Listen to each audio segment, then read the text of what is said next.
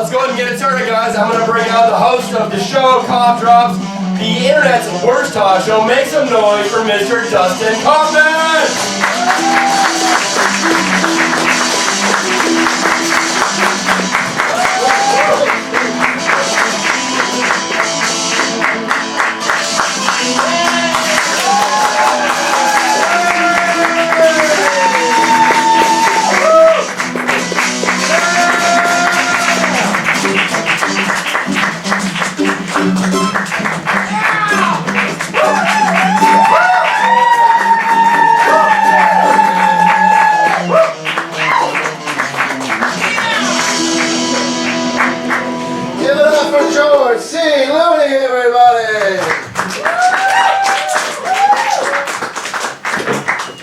Welcome to Cough Drops with Dustin Kaufman. I am Dustin Kaufman. Thank you for being here. Well, we got a lot going on in the world and we'll get right to it. A ventriloquist comedian had a gag order put on one of his puppets this week for hate speech. Yeah. Unfortunately, it was not Jeff Dunham. He's still around.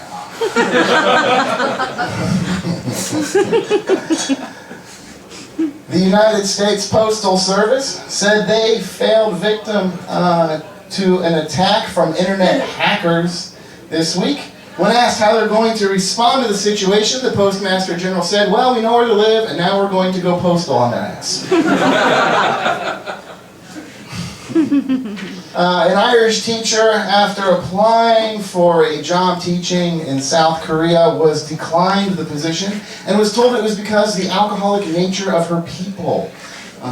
Immediately reporting these actions of discrimination, she's now awaiting appeal. No, I'm totally just kidding. No, she just cried a little bit, pounded a few pints at the pub, went home with a few red-headed midgets named O something, and let them danced around her potato pot she calls a vagina. I mean, fucking Irish people, right?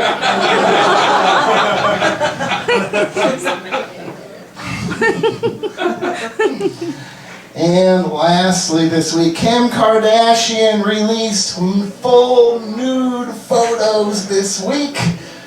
I don't have a joke for that. That's just really cool. Have you seen that ass? What? That is a big ass. Oh man, her ass is so big, that's the first place Kanye looks for the remote control. Kim Kardashian's ass is so big, she marries black people. Kim Kardashian's ass is so big, if I tried to have sex with it, my penis may not reach her butthole.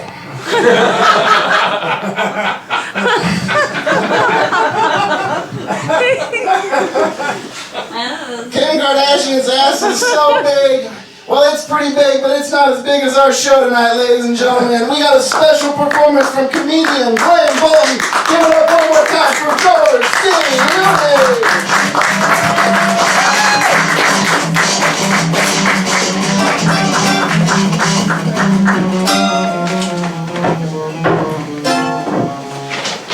All right, well, thanks for tuning in. Thanks for tuning in to another episode of Cough Drops with Dustin Kaufman. If you're watching, please subscribe, share us with your friends. I want to give a shout out to our friends over at Comedy Go-Go. Check them out online. All right, well, we're going to get things started tonight. We got there was a little news article that filtered through. British soap opera star Lorna Fitzgerald found out her boyfriend was making gay porn and broke up with him. Right?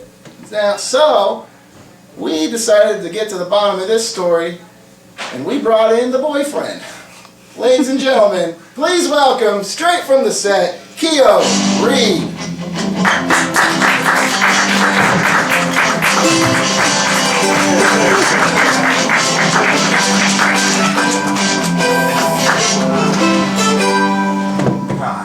Hi, thanks for being here, Keo. Can I have another seat, man? This is kind of uncomfortable. It's like a railroad spike going into my ass. I'm really sorry, that's the only one we have. This is Cough Drops and a bar, so... Alright, we Your ass hurts, doesn't it? Yes. Yeah. Okay. All right. So we'll get. Let me see if I got this straight. Your soap opera star girlfriend found out you made gay porn and then broke up with you because of that, right? I mean, that's the way the media spun it, but I broke up with her, man. I mean, she couldn't handle it, you know. You mean she couldn't handle you making gay porn? Yeah, I don't understand. I mean, she's 18 now. It's like 27 in porn years. I'm sorry, did you say she's 18 now? Yeah. Now? Yeah. Does that mean you were dating a 17-year-old? Were you in a relationship with a minor, sir?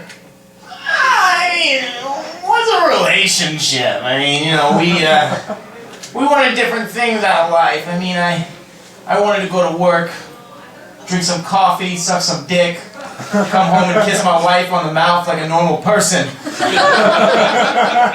She couldn't handle that. So, you were dating a woman, Yeah. but you're still making gay porn? Yeah, I'm not gay. But you fuck guys. Yeah, for money. You tell me you wouldn't fuck a guy for money? No, Keo, I would not fuck a guy for money. Well, apparently you've never seen $87.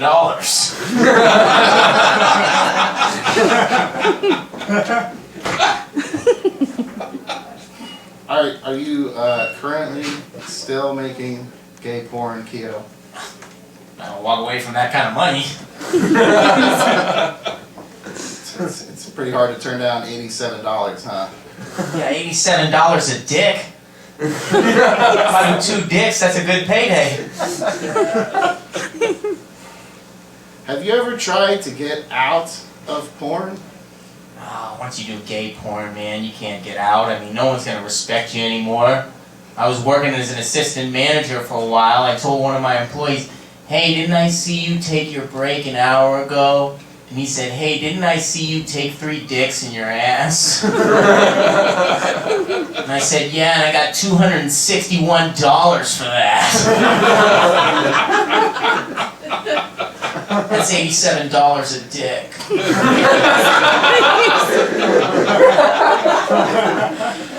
That's your going rate for dick, is it? $87.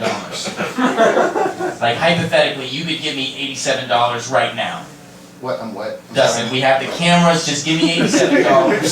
Okay, well, I think we're going to end this interview right here. Does anyone want to give me $87? Keo, this interview is over. Okay, I gotta go anyway. This seat feels like I'm riding a $368 train.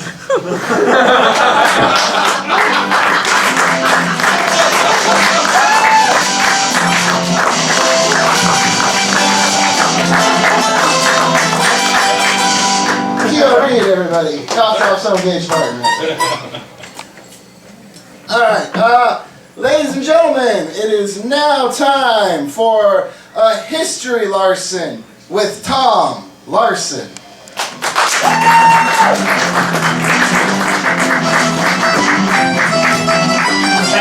Thank you, everybody. Thank you for being here. My name is Tom Larson, and this is another installment of A History Larson. Tonight's Larson, we will be learning about innovations in early 20th century American agriculture. Specifically, we'll be studying the invention of the cherry picker. The cherry picker was invented in the 40s by a man named J. Idle, who came up with the idea after he had spent a summer as a young man working in what was at the time one of the most labor-intensive, time-consuming, and overall exhausting occupations that a man could involve himself in. The job of cherry picking could not be accomplished by a single individual. The farmer would be required to hire crews of migrant workers and farm hands in order to help him assist with the task. And even then, with large crews working 12 or 13-hour shifts, it was very difficult to accomplish. The only tools they had at their disposal were a series of ladders, ropes and pulleys, baskets, and hooks. And the cherry picker made all this much easier. Prior to this, everything had to be done by hand. The workers would often wear thick padded gloves or else risk cutting their hands or developing calluses in their fingertips and palms because it was so strenuous. And the cherry picker revolutionized all of this. Also of note, interesting fact, the name of the cherry picker was changed. It was amended in the 40s to the name which today's society is most familiar with. The name of the cherry picker, which was invented primarily to assist men in picking cherries, which was invented by J. Idle. The name of the cherry picker, which was used to pick cherries, the name was changed to the name that it has today. Specifically, the name of the cherry picker was changed to the name it has today. Specifically, the electrical vibrating dildo. This was done mostly so as to avoid confusion with the hydraulically powered telescoping basket crane, which was also invented by Mr. Idle to help farmers harvest maraschino cherries on farms across the country. Both inventions were significant as they allowed access to areas previously considered inaccessible and unreachable. Jobs which had previously taken 5 or 6 highly skilled migrant workers to accomplish could now be completed in a matter of minutes by one inexperienced but highly motivated individual. With the combination of the cherry picker and the hydraulically powered telescoping basket crane, it saw record yields of maraschino cherries across the country and also decreased rates of divorce and families. Thus concludes another installment of a History Larson. Thank you very much.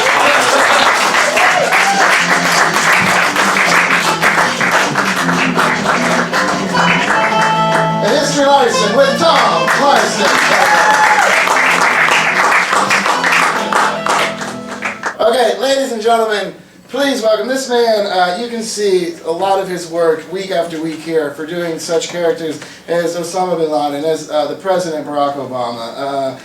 One of Cough Drop's favorites. Put your hands together for the very talented Glenn Bolton.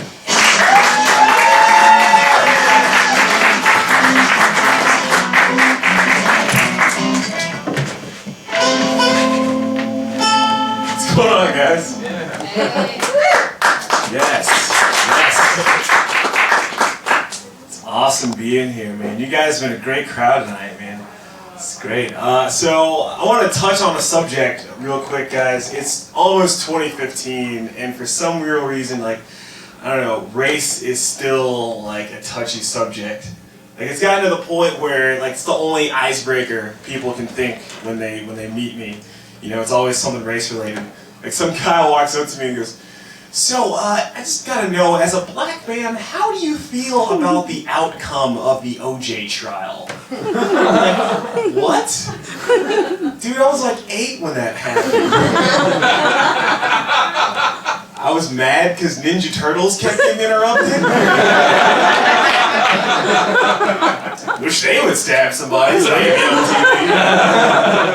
TV. Yeah, I mean, I got these coworkers. They're all from small towns in a state that they like to call Missouri. And, you know, they didn't grow up around black people, so when they meet me, they don't know what to say. And it's always the same line, "Glenn, I think you're cooler than hell, man. I ain't got no problem with black people. Alright? I ain't got not one racist bone in my body, dude. Swear to God, man." I'm like, great. Because he doesn't realize, to me, that sounds exactly like, "Hey, what's up? I'm Scott. By the way, totally not going to stab you." If there's anybody going to be stabbing you, definitely not going to be me. I'm not going to stab you. It's like, cool, bro. Now, I actually ended up kicking it with him one weekend. It was great. We went out to the woods, started a bonfire. I know what you guys are thinking. Black comic talking about hanging out with rednecks in the woods. KKK joke. Glenn, we see it coming. No. We just drank a bunch of whiskey and talked about all the unattractive people we slept with, and it was great. So one guy gets up and goes, "Yeah, dude, I hooked up with this girl a couple years ago. She was about 6'5", had a hairy back. We called her Chewbacca." Some good loving right there, dude. Yeah, it was all fun and games until one of them got up and said, "Hey, Glenn, why don't you come over here with me and fire up this here weed?" And I'm like, "Cool." because I've smoked plenty of weed, right? But never before had I had weed.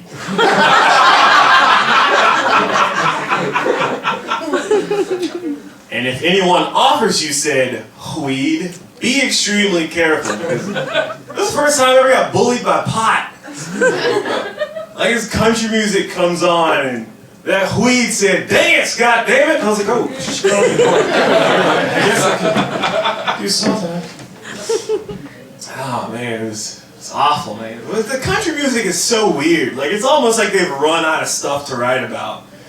Like, it's like a salad of word vomit they just put on iTunes and said, here you go, you know. The song comes on, the dude's seriously like, I woke up this morning and I drank me a beer. Put on my boots and loaded up my gear. Oh, I'm proud to be an American. I beat my wife. I was like, damn, what the hell are you listening to, man? Like, I can't trash country music solely because, like, in general, like, you can't be a popular, successful recording artist anymore if nobody wants to sleep with you. Like, you have to be hot to make it to the top 40 of Billboard charts. It's just the rule now. But I wish I could have been around in the 70s, back when, like, you had to be really talented to be popular. Like Michael McDonald, man, that guy was so awesome at singing. He didn't even need to write words. Like, that song, What a Fool Believes, to me it just sounds like I'm in the car with my friends and we know about maybe the first 10 words of the song. He came from somewhere back in a long ago, sentimental photo, he my heart,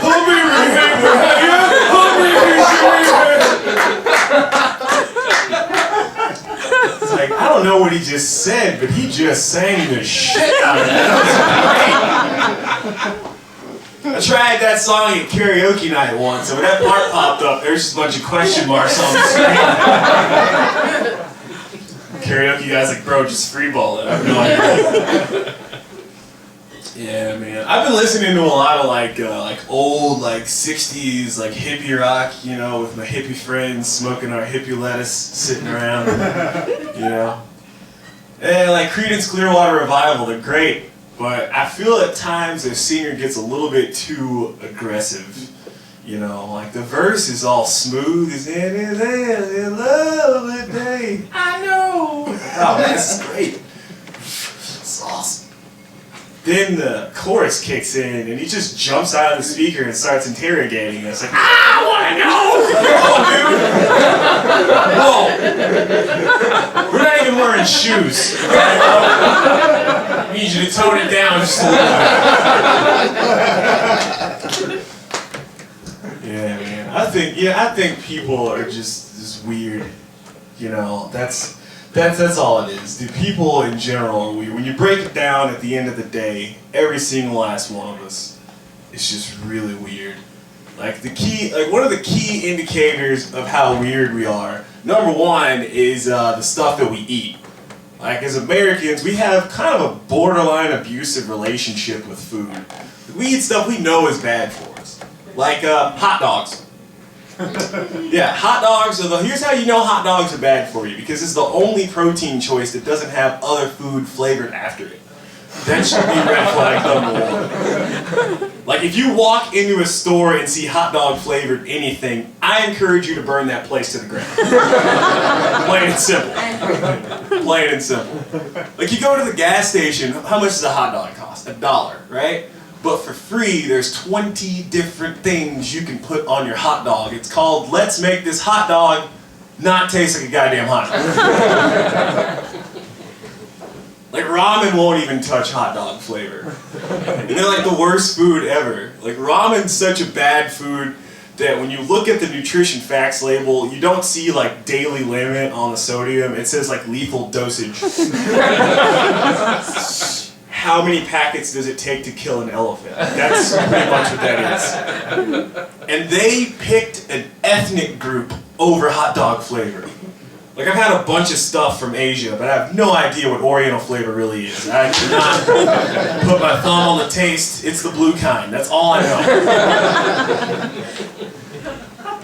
We eat Taco Bell. Yeah. To me, Taco Bell is the psycho ex-girlfriend of the fast food world, because it only sounds like a good idea when I'm really drunk or I just haven't had it in a while.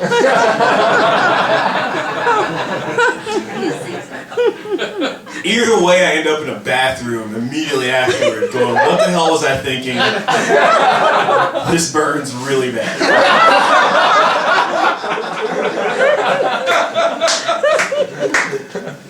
Like, I thought of a commercial for Taco Bell.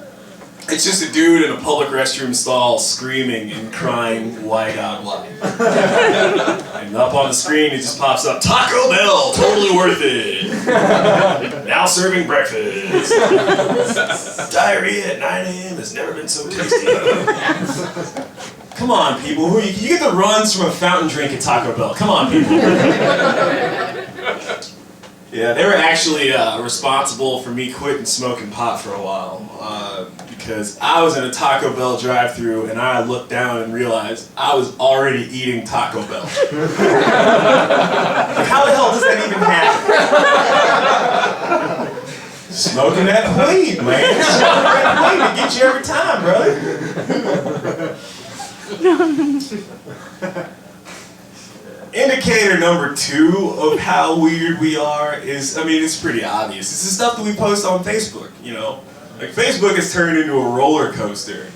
You see stuff like, scientists have developed a way to grow a human heart in a lab using stem cell technology. And I'm like, whoa, that's crazy. Humanity, we're moving in the right direction. We're doing it. You scroll down 2 posts and see, homeless man in Australia goes on ball punching spree. And I'm like, oh man, we had it. We were this close. We were this close, Dustin. Click. Share. You gotta watch it, right? News reporters in Australia are apparently the most nonchalant people on the planet. The guy's just like, yes, according to our sources on the scene here, they held the young lad down and punched him in the testicle repeatedly. Well, I understand that's convenient, seeing as he was scheduled to have a vasectomy surgery in the morning. Sources also say he was eating a salad at the time. Looked good, but it's no good now, it's on the ground. So he's recovering at downtown Sydney Medical Centre. It's expected to live. I'll have more updates as they come back to you in studio, Jim. You kidding me? Somebody's got tackled and punched in the testicle repeatedly. You can't be a little bit more excited about that? Like, personally, if I was a news reporter, I would have gotten fired 30 seconds into that taping. But yeah, I saw a headline that really disturbed me. Like, this bugged me a lot. And you can look this up. Feel free to look this up when you get home. 8-month-old baby in Pakistan gets arrested for attempted murder. That happened. I got 2 questions. Question number 1. Did they use tiny handcuffs?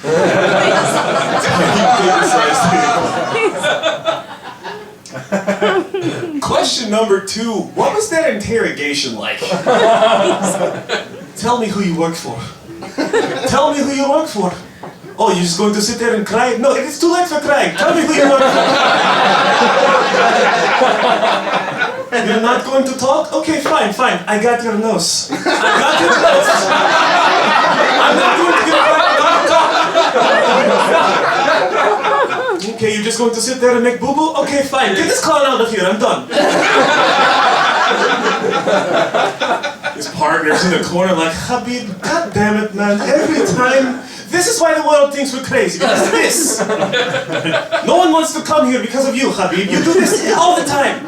I want to bang an American girl. They have big boob and nice ankle. But no, you ruin it. Everybody, Habib.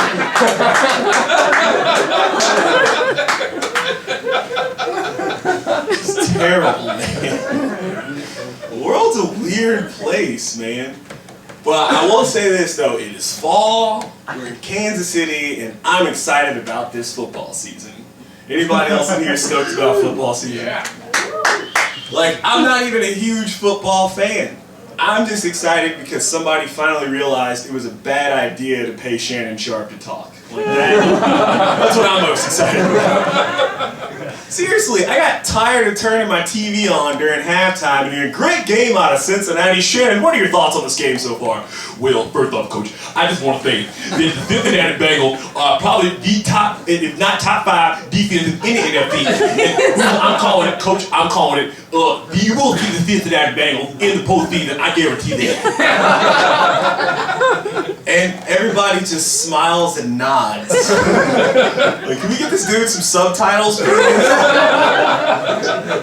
In a looser fitting suit? Jesus Christ, I get it, you work out. Okay, fine, cool. God, man. I don't know, we got people like complaining about the weatherman. You know, oh, he said it was gonna be sunny today and it rained, man, and I just washed my car, dude, I'm pissed. Like, dude, chill out. He's a guy in a suit that points at a screen. He's not a wizard, alright? We need you to tone it down, man. As a matter of fact, how about we do this, guys? Let's just 86 the weatherman completely. Let's just get the weatherman out of the equation and replace him with a Baptist preacher. Across the board. I think that would be lovely. It'd be the most entertaining thing ever. Could you imagine waking up in the morning, turning on the news as you're getting ready for work, and hearing, okay, now we're going to bring it over to Reverend Jimmy Watkins for the weather. Take it away, Jimmy. I said it's going to get down about 37 tonight, Lord. We got a cold front coming in from the Great Lakes. Wow. It's going to be the cold one in the morning. Make sure you put a coat on your kids before they go to school.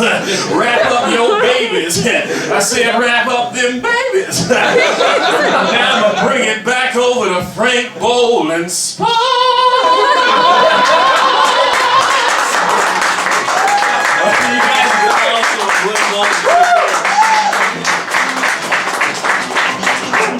Ladies and gentlemen, don't forget to tune in to CoughdropsInc.com Thanksgiving Day for our puppet episode. We'll see you next week with the Thanksgiving special for Glenn Bolton, Cough Drops. I'm Dustin Kaufman. Take us home, Joel.